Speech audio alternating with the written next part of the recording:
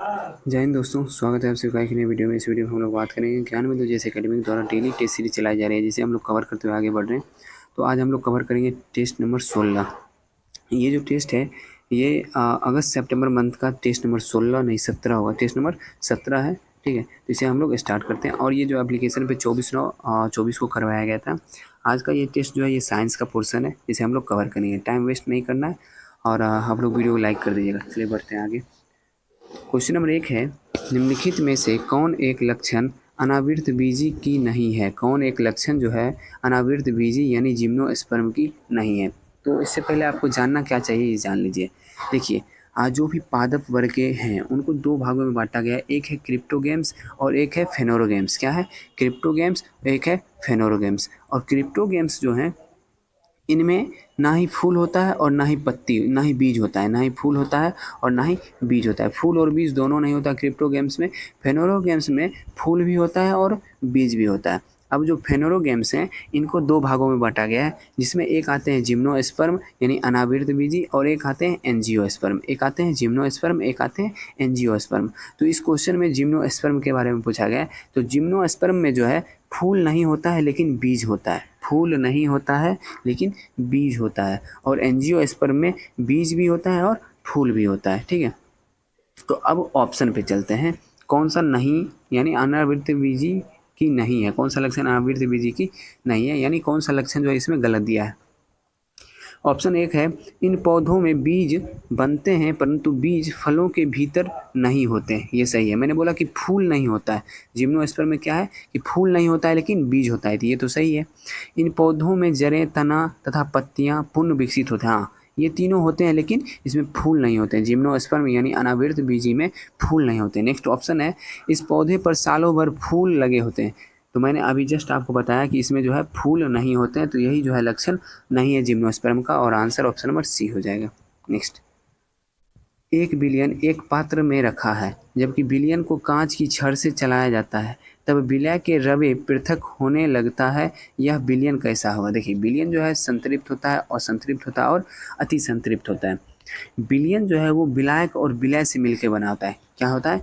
Billion जो होता है वो विलायक और विलय से मिलके बना होता है। विलायक उसको बोलते हैं जो घोलता है, जो सॉल्वेंट होता है, और विलय उसको बोलते हैं जो खुद घुलता है। जैसे मानिए कि शरबत, आप शरबत को आप ऑप्शन मतलब एग्जाम्पल में ले सकते हैं। तो शरबत में क्या होता है? पानी भी होता है और चीनी भी होता है। तो इसमें जो है विलायक, विलायक हो जाएगा कौन? विलायक हो जाएगा पानी, और चीनी हो जाएगा विलय। चीनी हो जाएगा क्या? विलय। और शरबत क्या हो जाएगा? विलियन हो जाएगा। इसी प्रकार से ये है। और आपको मैं बता दूं कि अगर विलय की मात्रा कम होगी वो संतृप्त होगा। विलय की मात्रा जो है, विलय की मात्रा इक्वल होगी, जितना होना चाहिए उतना होगा तो संतृप्त होगा, ठीक है। विलय की मात्रा जितना होना चाहिए उतना अगर है तो वो संतृप्त होगा। विलय की मात्रा अगर कम है तो वो असंतृप्त होगा। अगर विलय की मात्रा जो है वो ज़्यादा है तो वो अति संतृप्त होगा। चलिए अब क्वेश्चन फिर से एक बार पढ़िए। 1 बिलियन एक पात्र बर्तन में रखा है, जब बिलियन को कांच की छड़ से चलाया जाता है तब विलय के रवे पृथक होने लगते हैं। किसके रवे? इस पे ध्यान दीजिए। विलय के रवे, यहाँ पे विलायक के रवे नहीं दिए हैं। यानी विलय जो है, यानी इसमें जो चीनी, मानिए कि शरबत है तो चीनी जो है वो पृथक हिलने लगता है, ना कि पानी हिल रहा है। इसका मतलब ये है कि विलय जो है वो अधिक है। विलय जो है वो अधिक है। तो अगर अधिक है विलय तो क्या हो जाएगा? तो इसका मतलब ये बिलियन जो है अति संतृप्त बिलियन है। नेक्स्ट, और जो जितना भी पॉइंट मैं बोल रहा हूँ ये सारा पॉइंट मेरे नोट्स में लिखा हुआ मिल जाएगा। अगर आप लोग को ये नोट्स चाहिए, जो मैं नोट्स खुद बनाता हूँ, सर के द्वारा पढ़ाया जाता है और उसका मैं नोट्स अपने कॉपी में बनाता हूँ, इसका PDF चाहिए तो आप टेलीग्राम से जुड़ जाइए वहाँ पे। और आप लोग का अच्छा रिस्पॉन्स आएगा इस वीडियो में। अगर 30 लाइक आ जाता है तो आप लोग ये नोट्स मैं प्रोवाइड करवा दूँगा। 30 लाइक नहीं मिलेगा तो मैं नोट्स नहीं दूँगा। एक वस्तु पर बल आरोपित करने पर वस्तु, देखिए अगर कोई वस्तु है उस पर अगर हम बल लगाते हैं तो गति प्रारंभ कर सकते हैं। हाँ, धक्का देके तो हम किसी चीज़ का गति, किसी चीज़ का नहीं, कोई ऐसा वस्तु होगा तो उसका हम गति प्रारंभ करवा सकते हैं। ये तो सही है। गति से विराम में ला सकते हैं। हाँ, किसी चीज़ के आगे में आ जाएंगे और धक्का देंगे तो उसे हम रोक भी सकते हैं, विराम में भी ला सकते हैं बल आरोपित करके। अपनी गति की दिशा बदल सकते हैं। हाँ, अगर कोई फुटबॉल आ रहा है उसमें लात मार के हम उसका दिशा बदल सकते हैं, ये भी कर सकते हैं। इनमें से सभी इसका आंसर हो जाएगा। चलें, और बल आरोपित करके हम किसी भी वस्तु का जो है आकार और आकृति में भी परिवर्तन कर सकते हैं। नेक्स्ट, निम्नलिखित में से कौन सा जीव दो जनन स्तर का बना होता है तथा दोनों जनन स्तर के बीच अकोशिकीय मेसोगिलिया पाया जाता है? देखिए, सबसे पहले आप ये जान लीजिए कि जीव जो होते हैं वो दो जनन स्तर के होते हैं और तीन जनन स्तर के होते हैं। कौन कौन होते हैं? दो जनन स्तर के होते हैं और तीन जनन स्तर के होते हैं। ठीक है, तो दो जनन स्तर जो है कौन कौन सा स्तर है ये भी जान लीजिए। पहला स्तर हो गया इकोडर्म। पहला स्तर क्या हो गया? इक्टोडर्म। और दूसरा स्तर जो हो जाएगा इंडोडर्म। दूसरा स्तर हो जाएगा इंडोडर्म। और इसमें जो है, इसमें भी पहला स्तर इक्टोडर्म होता है, लेकिन दूसरा स्तर इसमें होता है मेसोडर्म। दूसरा स्तर क्या होता है? मेसोडर्म। और तीसरा स्तर भी इसमें जो है इंडोडर्म ही होता है। ठीक है, चलिए अब आगे बात कर लेते हैं। तो दो जनन स्तर जो है उसमें मात्र दो आते हैं। एक आते हैं पॉरीफेरा और दूसरा आता है सिलेंट्रेटा। पहला आता है पॉरीफेरा और दूसरा आता है सिलेंट्रेटा। इसे ध्यान रखिए, दो जनन स्तर के अंतर्गत पॉरीफेरा और सिलेंट्रेटा आता है, और सिलेंट्रेटा का ही दूसरा नाम है सिनीडेरिया। सिलेंट्रेटा का दूसरा नाम क्या है? सिनीडेरिया। और इसका आंसर हो जाएगा सिनीडेरिया। देखिए, अब आप बोलिएगा कि दो जनन के स्तर पॉरीफेरा भी आता है और सिनीडेरिया यानी सिलेंट्रेटा भी आता है। अब सिनीडेरिया क्यों आंसर लगा रहे हैं? सिलेंट्रेटा हम इसलिए आंसर लगा रहे हैं क्योंकि इसमें क्वेश्चन में पूछा जा रहा है कि दोनों जनन स्तर के बीच अकोशिकीय मेसोगिलिया पाया जाता है। तो अकोशिकीय मेसोगिलिया है, सिर्फ सिलेंट्रेटा में पाया जाता है, पॉरीफेरा में नहीं पाया जाता है। इसका आंसर सिलेंट्रेटा या सिनीडेरिया होगा। निम्नलिखित में से किस तत्व के जोड़े के परमाणु के बाह्यतम कक्षा में इलेक्ट्रॉन की संख्या जो है वो समान होती है? तो इसके अनुसार जो है ऑप्शन नंबर ए सही होगा, क्योंकि ऑप्शन नंबर एक क्लोरीन का जो है परमाणु संख्या होता है 17। क्लोरीन का परमाणु संख्या 17 होता है, और इसमें पूछ रहा है बाह्यतम कक्षा में इलेक्ट्रॉन की संख्या समान। इसे जब हम तोड़ेंगे तो 2, 8 और 7। और फिर जो है ब्रोमीन का परमाणु संख्या होता है 35। तो इसे जब तोड़िएगा 2, 8, 18 और अंतिम कक्षा में जो है 7 ही मिल रहा है। यही आंसर हो जाएगा। और आप ये जान लीजिए, क्लोरीन, ब्रोमीन ये सभी जो है वर्ग 17 के ही तत्व हैं, और एक वर्ग के सभी तत्वों के बाह्यतम कक्षा में इलेक्ट्रॉन की संख्या जो है वो समान ही होती है। नेक्स्ट, एक वस्तु को द्रव में पूर्णतः डुबा दिया गया तो वस्तु द्वारा विस्थापित द्रव का आयतन कितना होगा? तो वस्तु द्वारा विस्थापित, देखिए यहाँ पे क्वेश्चन पे ध्यान देना है इस पॉइंट को कि पूर्णतः डुबा दिया गया है, तो वस्तु द्वारा जो विस्थापित द्रव का आयतन होगा वो वस्तु के आयतन के बराबर होगा। अगर इसमें देता कि अंशतः डुबा दिया गया तो जितना डूबेगा बस उतना ही आयतन जो है ये विस्थापित करेगा। इसे ध्यान रखना है। नेक्स्ट, निम्नलिखित कथनों पर विचार कीजिए। फाइलेरिया तथा टिनियसिस का कारण कृमि है। हाँ, बिल्कुल सही है कि फाइलेरिया तथा टिनियसिस का कारण जो है कृमि है। फाइलेरिया जो है वो बुचेरिया कृमि, जो गोल कृमि है, उसके द्वारा फैलता है, और टिनियसिस जो है वो टीनिया सोलियम कृमि, इसका नाम है टीनिया सोलियम कृमि, जो कि फीता कृमि है, इसके कारण होता है। नेक्स्ट है मलेरिया तथा डायरिया का कारण प्रोटो है। हाँ, ये भी सही है कि मलेरिया और डायरिया का जो कारण है प्रोटो है। और नेक्स्ट है इन्फ्लुएंजा और ट्यूबरकुलोसिस का कारण वायरस है। देखिए, इन्फ्लुएंजा का कारण तो वायरस है, लेकिन ट्यूबरकुलोसिस यानी टीबी का कारण वायरस नहीं, जीवाणु है। ठीक है, तो इसका आंसर क्या हो जाएगा? इसका आंसर सिर्फ 1 और 2 सही है। नेक्स्ट, निम्नलिखित तत्वों में से कौन बहुपरमाणुक अणु वाला है? तो बहुपरमाणुक अणु वाला इनमें से कौन सा है? तो ये हो जाएगा सल्फर। सल्फर जो है S8 होता है। ओजोन का O3 होता है, तो ये 3 परमाणु हो गया। आर्गन तो Ar होता है, ये हो गया 1 परमाणु। फास्फोरस P4 होता है, ये हो गया चतुर्थ परमाणु। 4 परमाणु होता है इसमें। लेकिन बहुपरमाणु 4 परमाणु से अधिक अगर किसी भी तत्व में है तो उसे बहुपरमाणु के अंतर्गत शामिल किया जाता है। तो S8 में यानी 8 परमाणु है, जिसकी वजह से ये जो है बहुपरमाणु के अंतर्गत आता है। ठीक है, और 1-2 पॉइंट ध्यान रखिएगा आप लोग। एक परमाणु से संबंधित सभी अक्रिय गैस, जितने भी अक्रिय गैस हैं वो सभी जो है 1 परमाणु है। जितने भी धातु हैं वो सभी 1 परमाणु हैं, और कार्बन जो है वो 1 परमाणु है। इसे ध्यान रखिएगा। और द्विपरमाणु के बारे में ध्यान रखिए कि O2 हो गया, N2, H2, F2, Cl2, ये सब जितने भी हैं ये सभी जो है द्विपरमाणु हैं। नेक्स्ट, 1500 kg द्रव्यमान का एक मोटर कार 60 किलोमीटर प्रति घंटा की रफ्तार से गतिशील है। अगर इसे रोकना है तो कितनी ऊर्जा खर्च करना होगा? ठीक है, देखिए इसे बनाने का सबसे पहली बात है कि इसका फॉर्मूला आपको गतिज ऊर्जा का लगाना पड़ेगा 1/2 mv²। क्या लगाना पड़ेगा? 1/2 mv²। इसे ध्यान रखिएगा। बाकी आगे हम लोग इसको सॉल्व करने का कोशिश करते हैं। देखिए, अगर आपको यहाँ पे समझ में नहीं आता है, कुछ न्यूमेरिकल्स है इसमें जो आपको यहाँ पे समझ में नहीं आएगा, लेकिन मैं जो नोट्स देता हूँ कॉपी में जो बना के देता हूँ उसमें आपको आसानी से समझ आ जाएगा, क्योंकि उसमें मैं अच्छे से बनाया रहता हूँ।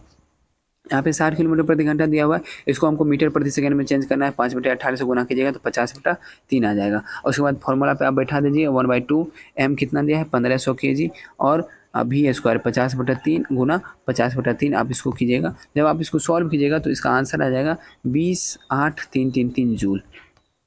नेक्स्ट है पर्यावरण शिक्षा केंद्र का मुख्यालय कहाँ है? तो पर्यावरण शिक्षा केंद्र का मुख्यालय है अहमदाबाद। मनुष्य में प्रतिदिन कितने लीटर जठर रस स्रावित होते हैं? तो मनुष्य में प्रतिदिन 3 लीटर जठर रस स्रावित होते हैं। और जठर रस में क्या क्या होता है ये भी जानना जरूरी है। जठर रस में HCl होता है, म्यूकस होता है, पेप्सिन होता है और लाइपेज होता है। क्या क्या होता है? HCl होता है, म्यूकस होता है, पेप्सिन होता है, लाइपेज होता है। और मैं आपको बता दूं कि बच्चों में पेप्सिन और लाइपेज नहीं पाया जाता है। बच्चों में जो है पेप्सिन और लाइपेज की जगह पे रेनिन पाया जाता है। HCl, म्यूकस और रेनिन जो है बच्चों में पाया जाता है।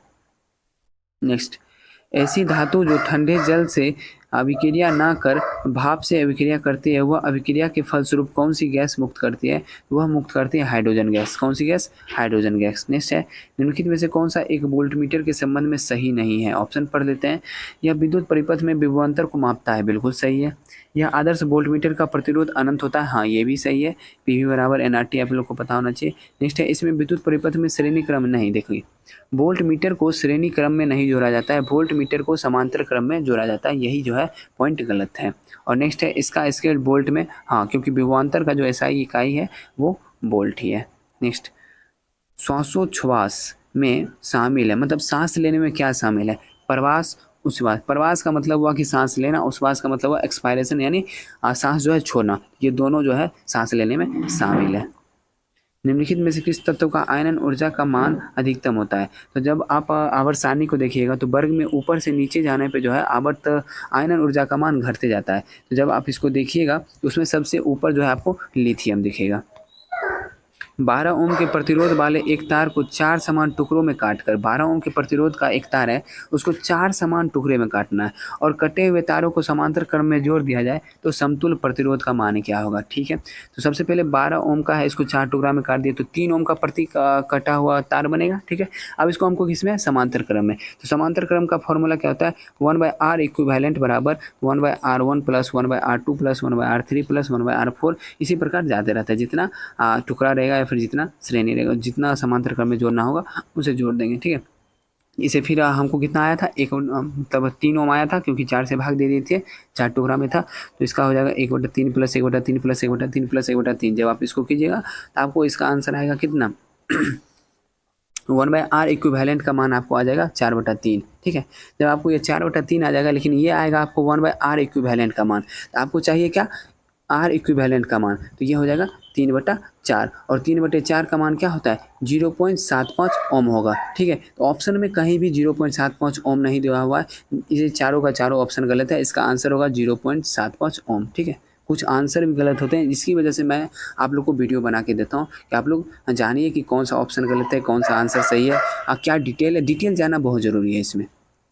नेक्स्ट है ऐसे अनुवांशिक लक्षण जो जीवों में स्पष्ट रूप से दिखाई पड़ते हैं उसे क्या कहते हैं? तो ऐसे अनुवांशिक लक्षण जो जीवों में स्पष्ट रूप से दिखाई पड़ते हैं उसे फिनोटाइप कहा जाता है। क्या कहा जाता है? फिनोटाइप कहा जाता है। नेक्स्ट क्वेश्चन है कॉपर ऑक्साइड तनु H2SO4 में घुलकर एक नीला विलयन देता है। नीले विलयन को वाष्पित करने पर एक नीले रंग का ठोस पदार्थ प्राप्त होता है। यह ठोस पदार्थ क्या है? तो यह ठोस पदार्थ जो है वो लवण है। नेक्स्ट, निम्नलिखित कथनों पर विचार कीजिए। गोलीय दर्पण के मुख्य अक्ष के समांतर आने वाली किरण परावर्तन के बाद उसी पथ पर लौट आती है। इसमें से सबसे पहले पूछ रहा है कि कौन सा सही है। ठीक है, देखिए गोलीय दर्पण जो होते हैं इसमें जो किरण आता है वो मुख्य अक्ष पे सीधा लौटता नहीं है, बल्कि ये तिरछा होके वापस होता है। ठीक है, तो सीधे उसी अक्ष पे नहीं लौटता, इसलिए गलत हो गया। नेक्स्ट, जब कोई किरण गोलीय दर्पण के फोकस की दिशा में आपतित होती है तो वह परावर्तन के बाद दर्पण के मुख्य अक्ष के समानांतर निकलती है। हाँ ये सही है, जब परावर्तित हो जाती है तो परावर्तन के बाद जो है वो फोकस अक्ष की दिशा में आपतित होती है, तो उसके बाद जब परावर्तन होता है तो तब फिर जाके वह समानांतर निकलती है। इसका आंसर केवल 2 होगा। निम्नलिखित में से कौन सा प्रक्षेपास्त्र वायु से वायु प्रक्षेपास्त्र है? तो वायु से वायु प्रक्षेपास्त्र इसमें से हो जाएगा आपको अस्त्र। अस्त्र कौन सा है? वायु से वायु है। और अग्नि और पृथ्वी ये दोनों जो है सतह से सतह है। अग्नि और पृथ्वी क्या है? सतह से सतह, और आकाश जो है सतह से वायु में। स्तनधारियों के कॉपर ग्रंथि से स्रावित होता है क्या? तो स्तनधारियों के कॉपर ग्रंथि से स्रावित होता है अम्लीय। स्रावित पदार्थ कैसा होता है? वो अम्लीय पदार्थ होता है। नेक्स्ट 1.6 ग्राम मीथेन में कुल इलेक्ट्रॉन की संख्या कितनी होगी। ये न्यूमेरिकल्स है, आपको ये जो है नोट्स जो मैं प्रोवाइड करवाऊँगा उसमें आपको मिल जाएगा कि हाँ कैसे बनता है। नॉर्मल सा है, मोल का संख्या, मोल बराबर होता है ग्राम में द्रव्यमान बटे आणविक द्रव्यमान, उसी पे इसको सॉल्व कीजिएगा तो इसका आंसर आ जाएगा 6.022 गुना 10⁻23। एक चीज़ ध्यान रखिएगा, इलेक्ट्रॉन की संख्या पूछ रहा है इसलिए 6.022 गुना 10⁻23 होगा, लेकिन अगर इसमें अणु की संख्या पूछता ना, अणु की संख्या, तो इसका आंसर हो जाता है 6.022 गुना 10⁻22। लेकिन सॉल्व कीजिएगा तभी आपको पता चलेगा। पृथ्वी पर किसी पिंड का पलायन वेग का मान, तो पृथ्वी पर जो है किसी पिंड का पलायन वेग का मान क्या होता है, तो इसका मान जो होगा समान होता है चाहे वस्तु का द्रव्यमान कुछ भी हो। देखिए वस्तु के द्रव्यमान पे पलायन वेग का मान निर्भर करता ही नहीं है, भार पे निर्भर करता है ना कि द्रव्यमान पे। ठीक है, नेक्स्ट निम्नलिखित में से कौन सा एक ड्यूरेटिक नहीं है। अच्छा, इस क्वेश्चन का कहने का अर्थ है कि पलायन वेग का मान, अगर देखिए 50 किलो वजन का कोई लोहा हो या फिर 5 किलो वजन का कोई लोहा हो, दोनों को हम 11.2 किलोमीटर प्रति सेकेंड की स्पीड से अगर फेंकेंगे तभी ये जो है पृथ्वी से बाहर जाएगा और वह पृथ्वी पे लौट के नहीं आएगा। दोनों का वजन कुछ भी हो इससे कोई फर्क नहीं पड़ता है। तो वही क्वेश्चन में पूछ रहा था, पलायन वेग का मान समान ही होगा चाहे वस्तु का वजन या फिर द्रव्यमान कुछ भी हो। निम्नलिखित में से कौन सा एक ड्यूरेटिक नहीं है, तो कौन सा एक ड्यूरेटिक नहीं है। जल, जल जो है एक ड्यूरेटिक नहीं है। यूरिया, ग्लूकोज और कैफीन ये सब जब आप लीजिएगा आपको तुरंत जो है टॉयलेट महसूस होने लगेगा, उसे ही ड्यूरेटिक कहा जाता है। निम्नलिखित में से कौन से अणु पिरिमिडी ज्यामिति हैं, तो कौन से अणु जो है पिरिमिडी ज्यामिति हैं, तो इनमें से हो जाएगा आपको NH3।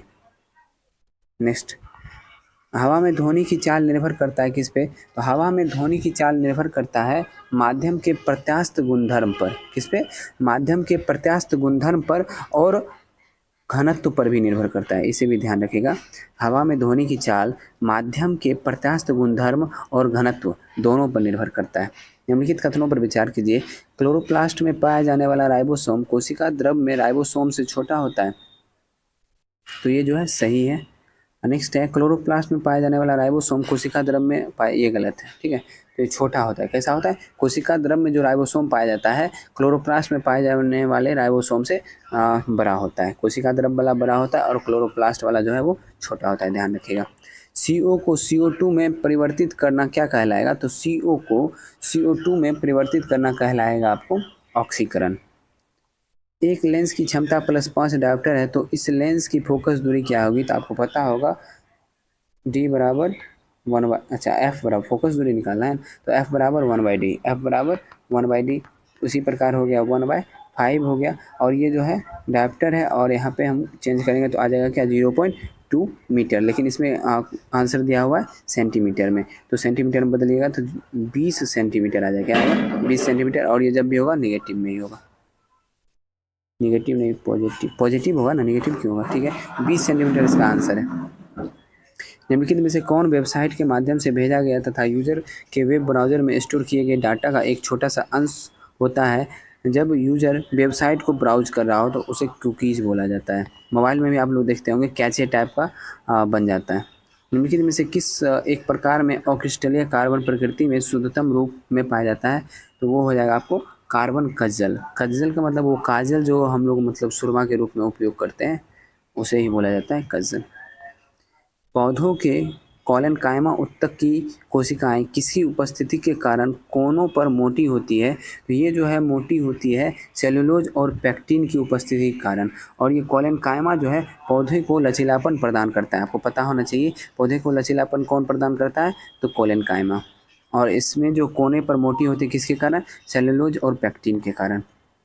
चुंबक चुंबकीय पदार्थ जैसा कि लोहा, निकेल, कोबाल्ट आदि को आकर्षित करता है, वह प्रतिकर्षित भी करता है। तो आकर्षित करता है किसको, लोहा, निकेल, कोबाल्ट को आकर्षित करता है, लेकिन प्रतिकर्षित किसको करता है, तो प्रतीक चुंबकीय पदार्थ जितने होते हैं उसे प्रति करता है, यानी प्रतिकर्षित करता है। नेक्स्ट है, निम्नलिखित कथनों निम्नलिखित में से कौन सा सही सुमेलित नहीं है, यहाँ पे ऑक्सीजन लिखा गया, ऑक्सीजन होगा, इसको ठीक कर लीजिएगा, ऑक्सीजन, ठीक है। ऑक्सीजन वृद्धि के लिए सही है।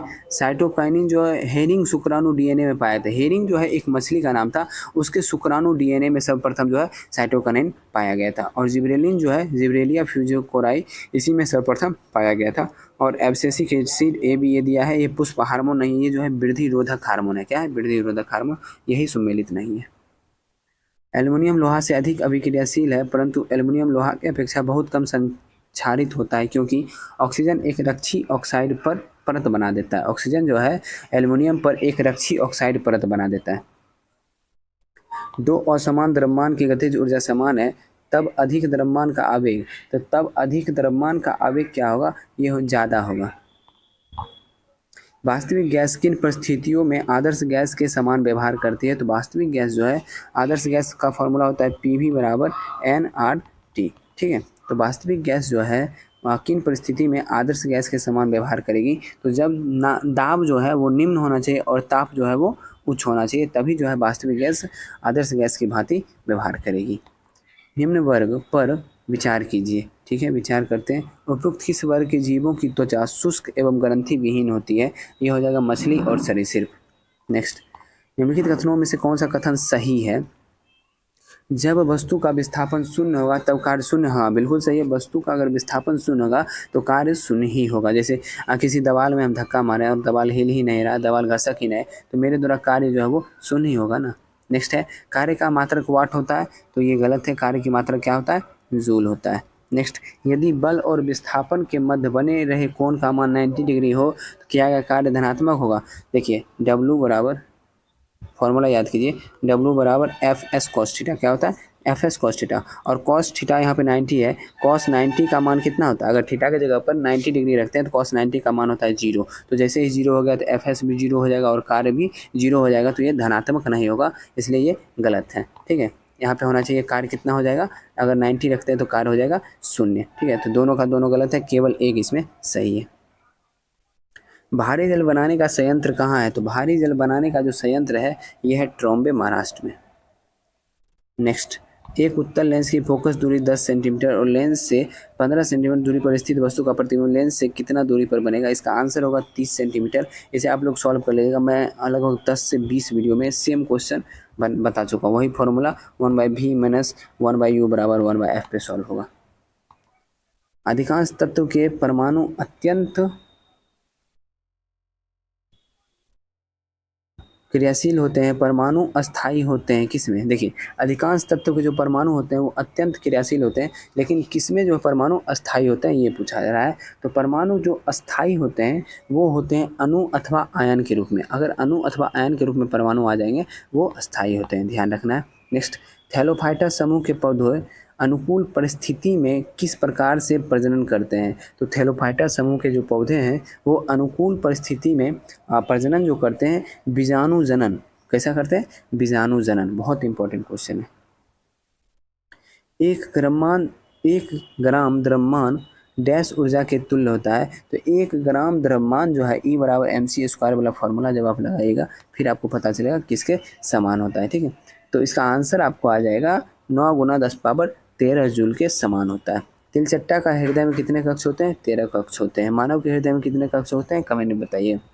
परमाणु एक धन आवेशित गोलाकार पिंड है जिनमें इलेक्ट्रॉन धंसे रहते हैं। परमाणु के संबंध में यह विचार किसने दिया था? तो परमाणु के संबंध में यह विचार जो है दिया गया था जे थॉमसन के द्वारा, और इसे हम लोग एक और मॉडल के नाम से जानते हैं जिसे तरबूज मॉडल भी कहा जाता है।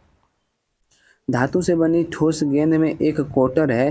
गेंद को गर्म करने पर कोटर का आयतन क्या होगा? तो गेंद को गर्म करने पर कोटर का जो आयतन होगा वो बढ़ता है।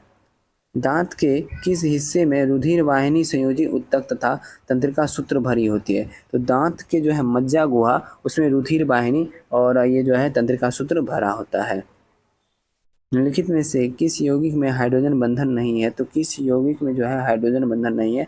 तो CH4 में हाइड्रोजन बंधन नहीं है। हाइड्रोजन जो है सिर्फ 3 तत्व से बंधन बनाता है, हाइड्रोजन ऑक्सीजन से, उसके बाद हाइड्रोजन नाइट्रोजन से और हाइड्रोजन जो है फ्लोरीन से। मात्र इन 3 तत्व से जो है ये बंधन बनाता है। नेक्स्ट है, किसी ठोस को दबाने पर उसके परमाणुओं की स्थितिज ऊर्जा क्या होगी? तो किसी ठोस के दबाने पर उसके परमाणुओं की स्थिति ऊर्जा क्या होगी, बढ़ेगी। ठीक है, तो आज का सेट यही समाप्त हो रहा है। आशा करता हूँ सेट पसंद आया होगा। सेट पसंद आया वीडियो को लाइक कर दीजिएगा। वीडियो में अगर 30 लाइक होता है तो आपको ये जो PDF है आंसर की सहित PDF में मिल जाएगा टेलीग्राम पे, और इसके साथ जो है जो मैं नोट्स बनाया हूँ अपने कॉपी में वो नोट्स का PDF भी मिल जाएगा, लेकिन 30 लाइक पूरा होंगे तभी। ठीक है, चलिए मिलते हैं नेक्स्ट वीडियो में। जय हिंद।